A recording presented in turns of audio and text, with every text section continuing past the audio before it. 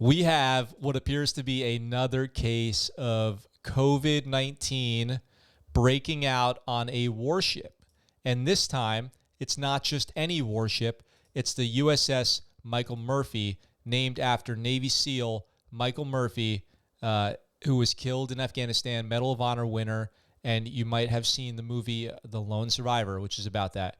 And this ship, which is a destroyer, guided missile destroyer, is also made out of metal from the Twin Towers that was recovered post 9/11.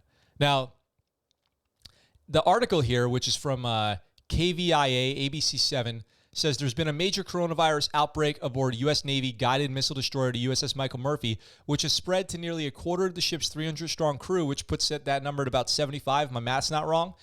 And the ship has been in port in Hawaii, and there's been limited operational impact due to the outbreak.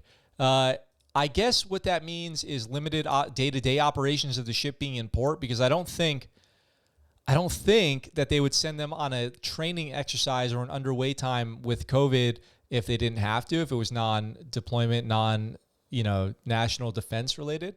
Now, one official said the majority of the sailors who have contracted the virus experienced no symptoms, and many are expected to return to the ship in the coming days. So it sounds like they've quarantined people. But you guys watched the video last week, Life on a Navy Destroyer, which the clip's up on YouTube. How is it possible that this would not spread to every single person on the ship? I mean, it's kind of like chickenpox at this point, where if one person on this ship gets COVID, they might as well just have everybody sit on the ship and get COVID, because there's just like no way in that kind of confined small space with a small crew and small living quarters and shared bathrooms and shared galley and closed-in spaces and that kind of stale ship air that people are not going to get this, no matter how much cleaning stations you do.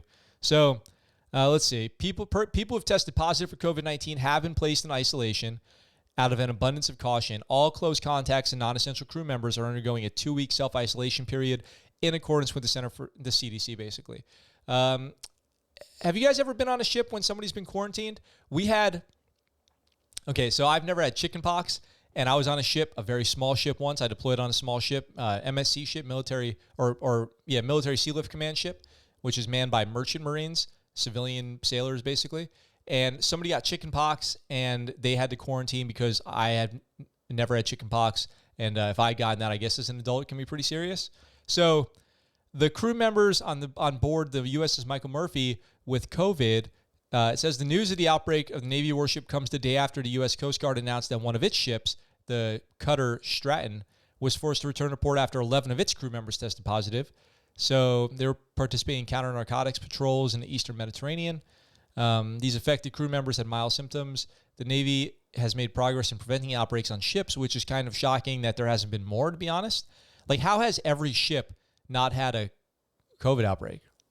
That's like totally crazy to me. But that's good. Now, the Theodore Roosevelt, which cites here, was the one that had to pull into Guam and get its sailors treated. And that's an aircraft carrier that was deployed. And that was huge news for the Navy, where the Secretary of the Navy got fired. The captain of the ship got fired. It was turned into this massive, basically bad publicity for the Navy, which I know they're trying to avoid completely. Now it says, according to the Department of Defense here, the military reported a record high number of coronavirus cases on this past Tuesday, 1,300 new ones. There are currently about 25,000 active COVID cases in the ranks, and another 45,000 have recovered. And there's been a couple fatalities. And look, let me shut this down real quick. Look, COVID-19, it's a pretty polarizing subject, right? People are freaking out over wearing masks. People are freaking out over how deadly it is.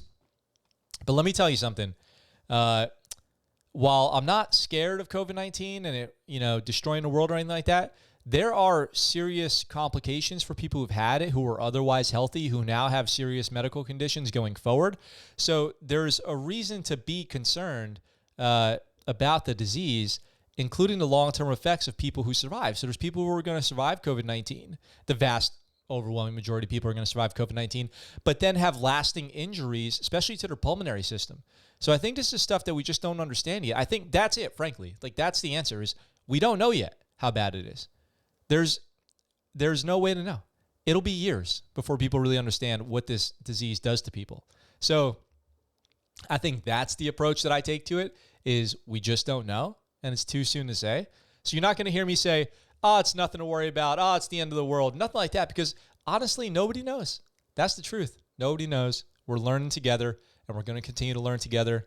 And hopefully it will be not too long until there's a vaccine and we can get back some kind of semblance of normal life. So that's it for that. It's tough to see the USS Michael Murphy go out like that with some COVID. So that's a cool ship. I'm sure it's got a great crew, a very patriotic crew. I'm sure there's a very patriotic crew on the Michael Murphy there, because they represent the name of one of the Navy's most popular figures, one of the most popular namesakes of a ship, because it is, of course, from modern war fighting, the war on terror. So it's not like it's named after somebody from the Civil War or the American Revolution or World War II. This is somebody that people who are still active duty knew, served in that. People were on active duty and still serving when that happened in 2005. So it is a very high profile deal. What's up, guys? Thanks for watching that video. I hope you enjoyed it. If you did, go ahead and hit that subscribe button up in the corner here and check out this next video. If you want, in the description down below, there's links where you can get ScuttleButt Show merch and find out how you can support the channel. I really appreciate it, and I look forward to talking to you guys very soon.